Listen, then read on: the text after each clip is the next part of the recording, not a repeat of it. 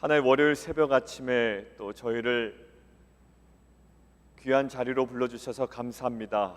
말씀과 성령으로 오늘도 우리를 새롭게 하여 주옵소서. 예수 그리스도 이름으로 기도드리옵나이다. 아멘. 오늘 주일 본문부터 함께 보고 예레미야를 좀 마무리하도록 하겠습니다. 지난 토요일 잠깐 말씀드리고 저희가 함께 봉독하면 맥락이 이어질 것 같습니다. 토요일 날 말씀드린 게 하슈켐이었습니다. 제가 하슈켐에 대해서는 한 2번 말씀드린 것 같습니다. 하나님이 꾸준히 새벽부터 일찍 일어나 지속적으로 말씀하셨다. 23년 동안, 그게 이제 토요일 날 본문이었습니다. 23년 동안 내가 꾸준히 이야기하였으나 결론은 뭐였죠? 너희가 순종하지 않았다. 그래서 남유다 바벨론에 의해서 심판받는다. 아주 자존심 건드리는 거거든요. 자존심 건드리는 표현이 하나 더 있었습니다. 9절에 보라 내가 북쪽 모든 종족과 내 종 바벨론의 왕 느부갓네살을 불러다가 쓰겠다. 이게 기분 나쁜 거예요. 내 종 느부갓네살, 바벨론 왕을 내 종이라고 이야기하십니다. 하나님. 그런데 그 뒤에 바벨론도 망한다 이럽니다. 내가 하슈켐에 딱 끊임없이 새벽마다 일찍이 너에게 이야기했다. 그런데 듣지 않았다. 내 종 바벨론 왕 불러다가 멸망한다. 근데 그 바벨론도 결국 망한다. 이게 이제 토요일 본문이었습니다. 그리고 주일 본문은 뭐냐면 남유다 망하고 누구 다 망하고 마지막에 바벨론 망한다. 이거를 다시 한번 자세하게 설명을 하는 겁니다. 자, 그 부분을 같이 한번 읽겠습니다. 15절부터 시작. 이스라엘의 하나님 여호와께서 이같이 내게 이르시되 너는 내 손에서 이 진노의 술잔을 받아 가지고 내가 너를 보내는 바 그 모든 나라로 하여금 마시게 하라. 그들이 마시고 비틀거리며 미친 듯이 행동하리니 이는 내가 그들 중에 칼을 보냈기 때문이니라 하시기로 내가 여호와의 손에서 그 잔을 받아서 여호와께서 나를 보내신 바 그 모든 나라로 마시게 하되 예루살렘과 유다 성읍과 그 왕들과 그 고관들로 마시게 하였더니 그들이 멸망과 놀램과 비웃음과 저주를 당함이 오늘과 같으니라. 거기까지. 그 진노의 잔을 받아서 마시게 한다 그랬는데 첫 번째 대상이 누굽니까? 18절 예루살렘과 유다 성읍과 그 왕들과 고관들로 마시게 합니다. 출발이 남유다입니다. 자, 19절 같이 읽습니다. 시작. 또 애굽의 왕 바로와 그의 신하들과 그의 고관들과 그의 모든 백성과 모든 섞여 사는 민족들과 우스 땅의 모든 왕과 블레셋 사람의 땅 모든 왕과 아스글론과 가사와 에그론과 아스돗의 나머지 사람들과 에돔과 모압과 암몬 자손과 두로의 모든 왕과 시돈의 모든 왕과 바다 건너 쪽의 섬의 왕들과 드단과 데마와 부스와 살적을 깎은 모든 자와 아라비아의 모든 왕과 광야에서 섞여 사는 민족들의 모든 왕과 시므리의 모든 왕과 엘람의 모든 왕과 메대의 모든 왕과 북쪽 원군의 모든 왕과 지면에 있는 세상의 모든 나라로 마시게 하니라. 세상 왕은 그 후에 마시니라. 거기까지 끊을게요. 자, 제가 막 강조해서 읽었죠. 하나도 남김없이 그 주변의 족속들 모든 왕들 그들도 심판받는다. 근데 세삭 왕은 그 후에 마시니라. 세삭 그 설명 나오죠. 바벨론의 다른 이름이다. 바벨론은 맨 나중에. 그러니까 결국 토요일 날 저희가 말씀 나눴던 이 본문을 그 부분만 찝어서 다시 활짝 편 겁니다. 펴봤더니 자세히 보니 순서가 어떻게 돼요? 유다와 예루살렘 먼저. 그러나 그것으로 끝나지 않아. 주변의 모든 왕들 멸망시킬 거야. 그 다음에 맨 마지막이 바벨론. 너희가 그토록 증오했던 내 종 삼았다라는 그 말에 발끈했던 그 바벨론 결국 심판받아. 이런 메시지입니다. 자, 27절이요. 시작. 너는 그들에게 이르기를 만군의 여호와 이스라엘의 하나님의 말씀에 너희는 내가 너희 가운데 보내는 칼 앞에서 마시며 취하고 토하고 엎드려져 다시는 일어나지 말아라 하셨느니라. 그들이 만일 내 손에서 잔을 받아 마시기를 거절하거든 너는 그들에게 이르기를 만군의 여호와께서 말씀하시기를 너희가 반드시 마셔야 하리라. 보라 내가 내 이름으로 일컬음을 받는 성에서부터 재앙 내리기를 시작하였은즉 너희가 어찌 능히 형벌을 면할 수 있느냐? 면하지 못하리니 이는 내가 칼을 불러 세상의 모든 주민을 칠 것임이라 하셨다 하라. 만군의 여호와의 말씀이니라. 자, 지금 제가 읽어드리면서 중간중간에 정리해 드렸는데 토요일 본문이 몇 년도라고요? 605년입니다. 605년은 1차 침공을 받은 때라고 말씀을 드렸습니다. 그리고 오히려 금요일 본문이 597년, 598년 2차 침공 때라고 말씀을 드렸어요. 자, 605년에 선포된 메시지입니다. 토요일 본문이 23년간 꾸준히 하슈켐하셨대요. 새벽마다 일찍이 꾸준히 계속 말씀하셨대요. 그런데 듣지 않았다라는 거예요. 그래서 남유다 멸망한다, 그리고 바벨론 멸망한다. 근데 이거를 다시 펼쳐서 쓴 것이 지금 읽은 본문입니다. 주변 나라들도 이 어떠한 순서대로 갈 것인지를 말씀하신 부분이 아까 읽은 본문입니다. 남유다, 예루살렘부터 해서 모든 민족들, 그리고 마무리가 어떻게 된다고요? 바벨론. 이해가시죠? 자, 그 다음에 결국 진노에 술잔 포도주를 마시게 할 텐데 그 모든 것들로 인해 끝이 어떻게 된다고요? 결국은 마시게 될 거다. 토하고 엎드러져서 다시 일어나지도 못할 것이다. 미친 듯이 행동할 것이다. 결국 어떠한 것이냐면 국가적 공황, 어처구니 없는 정책, 폭력적인 격변, 결국에는 최종적인 멸망을 이야기하고 계십니다. 자, 질문하겠습니다. 왜 이것을 강조하실까요? 하나님께서 남유다 멸망한다, 그리고 바벨론 멸망한다, 이거 왜 이 내용을 쫙 펴서 우리가 모르는 사람들의 막 이름도 나오고요, 지역 이름도 나오고, 모든 왕을 멸망시키겠다, 그들도 진노의 잔을 마시게 하겠다, 피하지 못할 것이다 라고 하시는 이유 두 가지로 한번 정리해 보면 좋겠습니다. 두 가지. 첫 번째 뭐냐면 고대 그 당시에 많은 사람들은 남유다가 멸망하지 않습니까? 그러면 보통 어떠한 관념에서 생각을 하냐면 남유다를 지배하는 신이 바벨론을 지배하는 신보다 약해서 그 민족이 멸망했다, 이렇게 생각합니다. 그것이 일반적인 생각입니다. 만신전이라고 있죠? 그러면 이제 격화되는 거예요. 그러니까 이스라엘의 하나님이 좀 덜 떨어진다, 바벨론의 신이 더 우수해서 바벨론이 남유다를 먹었다, 이렇게 되는 거예요. 자, 이것이 그대로 고정이 되면, 남유다가 멸망하는 것으로 끝나게 되면 그것이 유효합니다. 그런데 지금 결국 뭐라고 얘기하시냐면 바벨론 신이 더 커서 멸망시킨 것이 아니라 결국 이것은 하나님의 심판이다라는 거예요. 바벨론의 신이 커서 남유다가 멸망한 것이 아니라 여호와 하나님의 주권적인 심판이다. 근데 누가 믿어요? 이거를 누가 믿냐고요? 근데 그 증거를 삼기 위하여 이렇게 말씀하시는 거예요. 봐라, 주변의 모든 국들도 내가 심판할 것이다. 심판했다도 아니에요. 미리 말씀하십니다. 다 멸망할 거야. 그리고 내 종삼았던 바벨론, 지금은 최강인 것 같고 바벨론 신이 우수해서 남유다를 멸망시킨 것 같지만 그 바벨론 결국 마지막에 진노의 잔 피하지 못할 거야. 영원할 것 같이, 바벨론이 영원할 것 같이, 최강인 것 같이 결국 망할 거야. 이미 말씀하셨어요. 바벨론의 신이 더 커서 남유다를 멸망시키지 않았다라는 증거가 뭡니까? 모든 민족의 멸망과 그 다음에 바벨론의 멸망이에요. 더 자세히 들어가면 그러한 말씀을 주셨고요, 말씀이 씨앗이 되었고 말씀의 성취가 하나님이 하나님 되신 것에 대한 증거였습니다. 그러니까 그들은 이야기하지 못해요.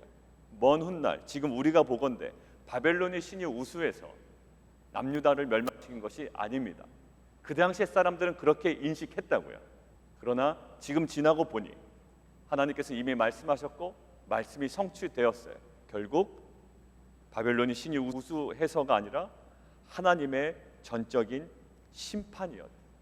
그러니까 말씀이 씨앗이 됐고 말씀이 성취가 되었습니다. 두 번째, 이 진노의 모습이요 굉장히 불편할 정도입니다. 하나님께서 이렇게 진노하시나? 막 술 취할 거다, 미친 듯이 행동할 거다, 내가 칼을 보냈다, 마시며 취하며 토하고 엎드려서 다시는 일어나지 못할 것이다, 살아남지 못할 것이다. 굉장히 잔인하고 포악한 하나님의 모습으로 보입니다. 그런데 이 부분을 좀 보다가 학자들의 여러 가지 의견 중에 공통적인 것들을 발견했습니다. 학자들의 의견을 제가 정리하면 이렇습니다.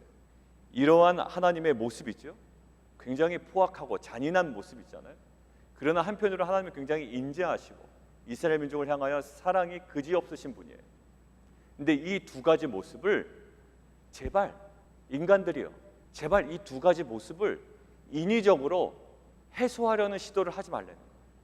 하나님의 이 진노의 모습을 에이 그 정도까지는 아니지 라고 인위적으로 해소시키지 말라라는 거예요. 이 두 가지 모습은 온전한 하나님의 모습이라는 거예요.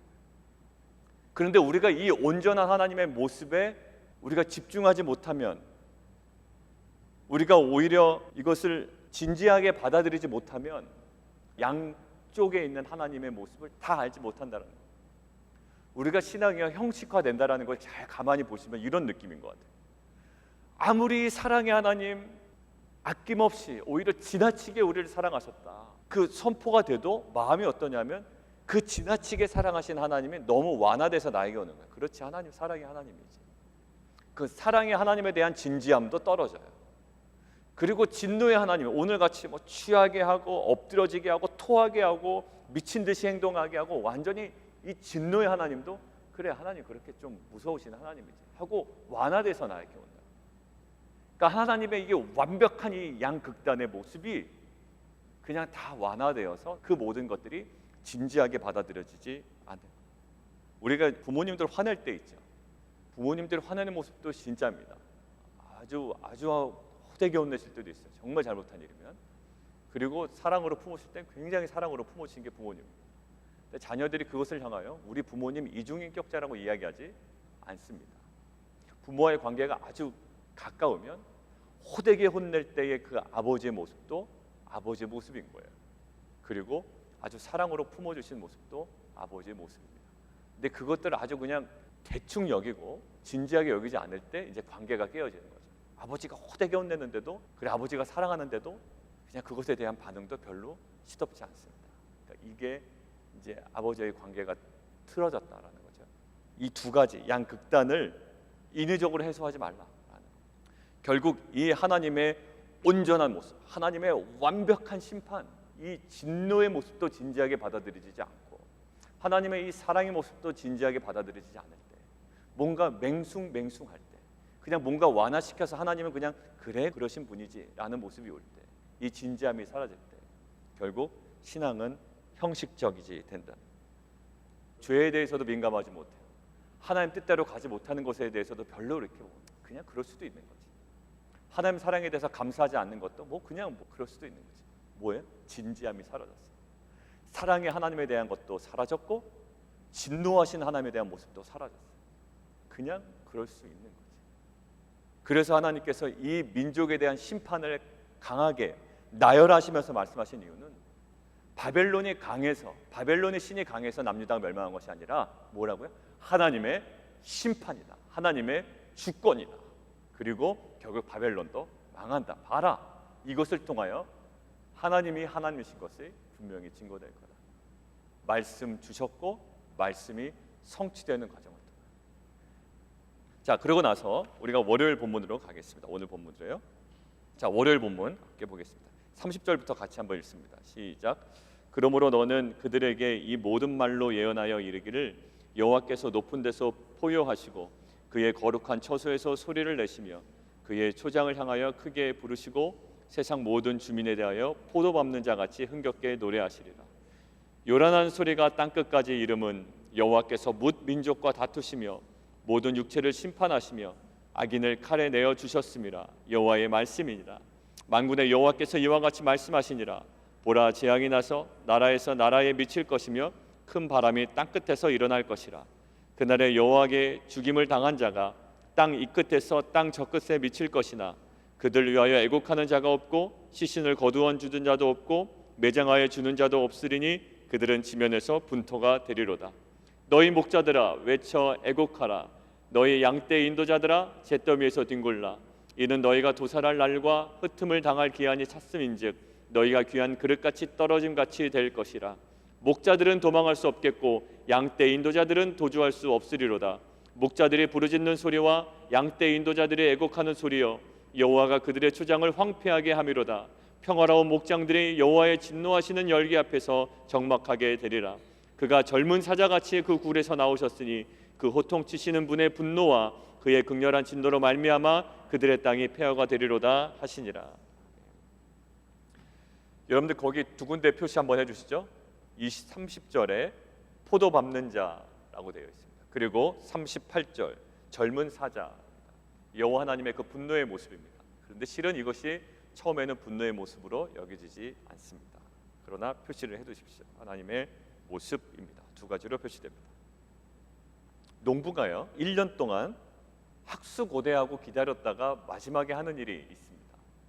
그것이 포도 열매를 수확해서 포도를 밟는 거예요. 오늘 나오는 것처럼 포도 밟는 자.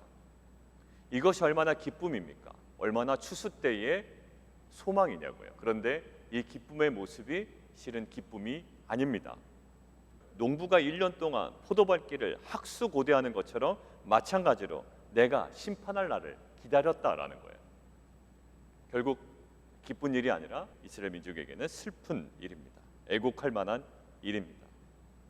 그런데 아모스서 1장 2절에 보면 오늘 본문에서 나오는 것처럼 초장에 하나님의 진노가 임하거든요. 그래서 아모스서 1장 2절에도 그렇게 나와 있습니다. 그가 이르되 여호와께서 시온에서부터 부르짖으며 예루살렘부터 소리를 내시리니 목자의 초장이 마르고 갈멜산 꼭대기가 마르도다.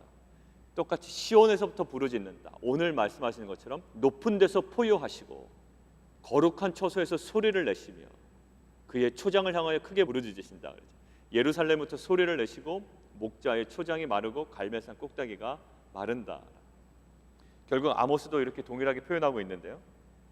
그 이스라엘, 유다, 예루살렘 이거를 이제 초장이라고 표현을 하고 있습니다.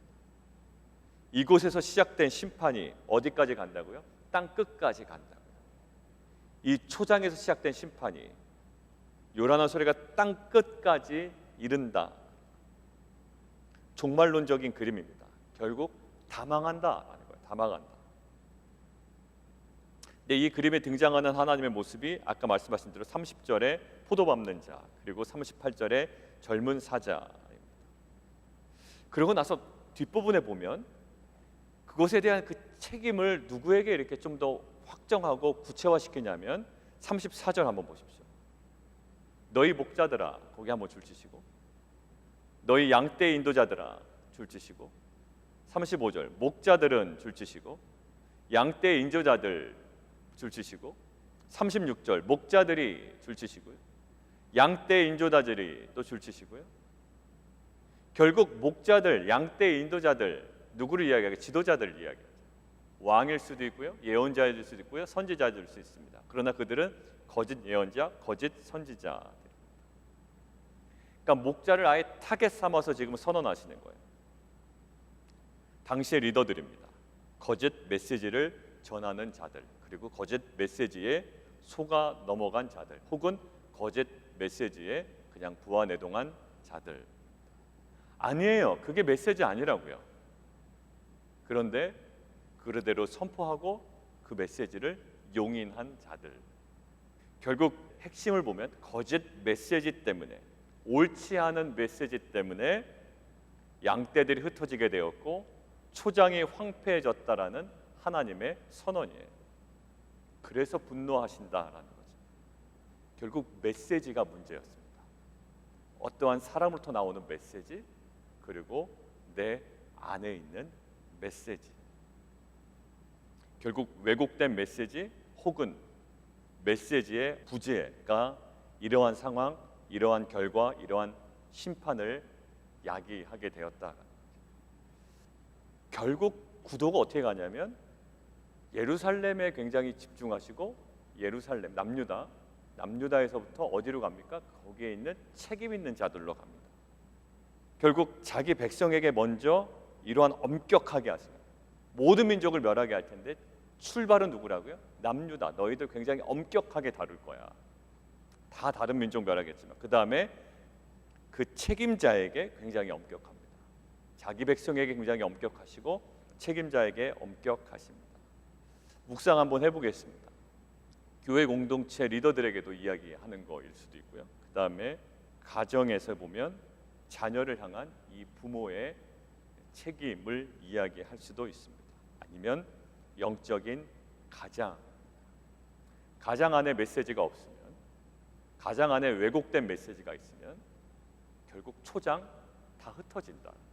이 강단에서 이상한 메시지가 선포가 되면, 또 영적인 가장의 왜곡된 메시지 아니면 메시지의 부재가 되어서 이것들이 가정의 스토리가 뭔가 진행이 된다면, 아니면 뭐 사업의 리더가 또 되어서 메시지의 부재나 왜곡된 메시지가 들어간다면, 하나님께서는 그 책임자에 대한 굉장히 엄중한 그리고 굉장히 엄격한 태도를 갖고 있습니다. 그래서 우리는 기도를 했으면 좋겠습니다. 리더를 위해서 기도했으면 좋겠고, 또 만약에 본인이 리더라고 생각한다면 자신을 위해서, 그리고 우리 아내분들은 남편을 위해서, 그 남편의 마음속에 그 왜곡된 메시지, 더 나아가서는 메시지의 없음에 대해서 우리가 함께 이 진노의 메시지를 보면 우리가 그냥 그럴 수도 있습니다라는 것이 아니라 이것을 정말 애통해하며 기도할 때 하나님께서 이 말씀으로 역사하시는 분이기에 이 메시지의 부재나 왜곡된 메시지는 이 공동체를 완전히 망가뜨립니다. 예레미야가 오늘 녹서 끝나는데요, 결국 우리 자녀들이 왜 온전히 서지 못할까? 그만큼 많은 재정적인 지원을 하지 못해서일까? 아니면 남보다 더 많은 교육을 시키지 못해서일까? 그들 안에 있는 열등감일까? 라고 아무리 분석을 해봐도 결국 그들 안에 말씀이 없기 때문에, 우리 자녀들에게 말씀이 있다면, 그 말씀에 대한 사랑함과 말씀을 통한 주님 사랑함이 있다면 어떠한 상황에서든지 그 모든 상황들을 넉넉히 이겨나갈 줄 믿습니다. 왜 공동체가 흔들릴까? 라고 보면 공동체에 하나님의 말씀이 사라지면 그 공동체는 흔들릴 겁니다. 왜냐하면 시냇가에 심긴 나무가 시절을 쫓아 과실을 맺고 그 잎사귀가 마르지 아니한 같은, 시냇가에 심겼다는 것은 말씀에 뿌리 내렸다는 거거든요. 왜곡된 메시지의 부재, 이것은 우리에게 그 어떠한 재정적인 부족이나 환경적인 어려움을 뛰어넘는 가장 어려운 상황에 진노의 씨앗이 될 겁니다. 우리가 어떠한 부족에 또는 어떠한 상황의 어려움에 애곡하기보다, 하나님 내 안에 말씀이 없습니다, 하나님 우리 가정에 말씀이 없습니다, 하나님 우리 가정에 이 말씀의 부재가 없도록 주님 해주십시오. 말씀만 있으면, 그토록 하나님께서 이스라엘 민족에게 여호와 하나님의 말씀을 청종하라고 했던 것처럼 말씀만 있으면 하나님 가정은 회복이 됩니다. 하나님 말씀만 있으면 이 공동체는 외형적인 성장이 없어도 하나님께서 쓰시는 거룩한 공동체가 될 줄 믿습니다. 하나님 우리 자녀에게 정말 말씀만 있으면 우리 자녀는 세상의 어떠한 가혹한 현실 속에서도 충분히 살아날 수 있는 귀한 자녀가 될 줄 믿습니다.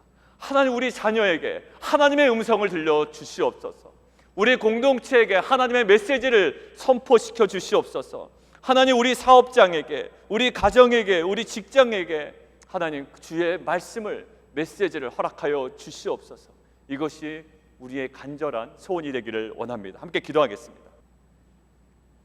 하나님의 양극단의 모습이 있습니다. 그러나 신앙의 형식화가 되면 그냥 하나님 그냥 그러신 분이야, 진노에 대해서도 무덤덤하고 정말 그 사랑의 하나님에 대해서도 무덤덤해집니다. 오히려 그 모든 것들을 완화시키려는 노력이 있습니다. 결국 그 중심에 내가 있습니다.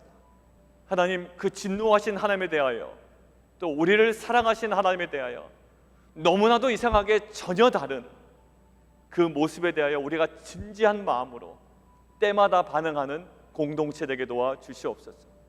그래야 하나님 그 어떠한 것이 없음에, 하나님 상황적인 어려움에 우리가 애통하기보다 하나님 우리 가정에, 또 우리 배우자의, 우리 자녀의, 우리 사업에, 우리 직장에, 또 우리 공동체에 하나님 말씀 없음에 하나님 우리가 애통해하며 주님 말씀만 있으면 우리가 회복될 줄 믿습니다. 하나님, 우리에게 하나님의 온전한 음성을 들려 주시옵소서. 우리 자녀에게 귀한 말씀을 허락하여 주시옵소서. 그 세상의 어떠한 공급보다도 주님, 우리 자녀에게 하나님의 말씀을 허락하여 주시옵소서. 이 시간 함께 기도하며 나아가도록 하겠습니다.